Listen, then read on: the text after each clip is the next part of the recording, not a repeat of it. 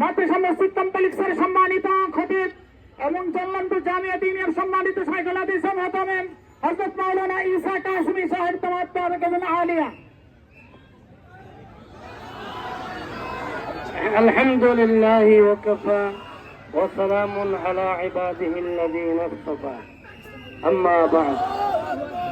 আজ আমরা অত্যন্ত ভাঙ্গা হৃদয়ে এখানে হাজির হয়েছি। আমাদের ভাইয়েরা যারা একমাত্র দিনের প্রচার প্রসারের জন্য, আল্লাহকে রাজি খুশি করার জন্যই তাবলীগের ময়দানে এসেছিলেন এবং দাওয়াতে তাবলীগকে বুলন্দ করার জন্য তারা আমলের মধ্যে মশগুল আর লিপ্ত ছিলেন।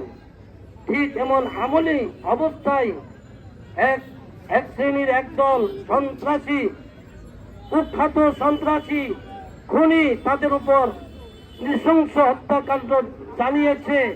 আমরা তাদের নিন্দা জানাচ্ছি এবং তাদেরকে বিচারের কাঠগড়ায় এনে উপযুক্ত শাস্তি দেওয়ার জন্য আমরা জোর আবেদন জানাচ্ছি। সম্মানিত সুধীমণ্ডলী, আজ আমরা অত্যন্ত দুঃখিত এবং অত্যন্ত বেদনাদায়ক অবস্থায় আপনাদের সামনে এখানে হাজির হয়েছি।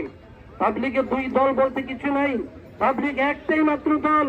এই তাবলীগকে নস্যাৎ করার জন্য যারা সাহেবের কথা বলে বলে আমাদের দেশের আনাচে কানাচে ঘুরে বেড়াচ্ছে, এরা মূলত এই তাবলীগের শত্রু, ইসলামের শত্রু, মুসলমানদের শত্রু।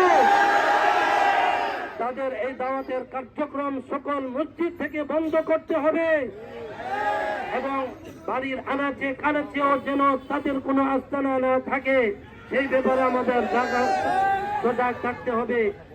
এই বলে আমি আমার সংক্ষিপ্ত বক্তব্য শেষ করলাম।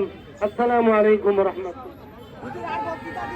সম্মানিত উপস্থিতি, নারায়ে তাকবীর, নারায়ে তাকবীর।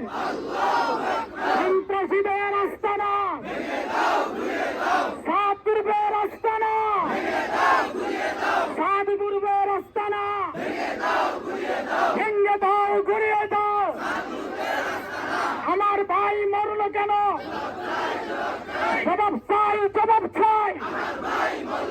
এই পর্বে আপনাদের সামনে অত্যন্ত গুরুত্বপূর্ণ বক্তব্য দিবেন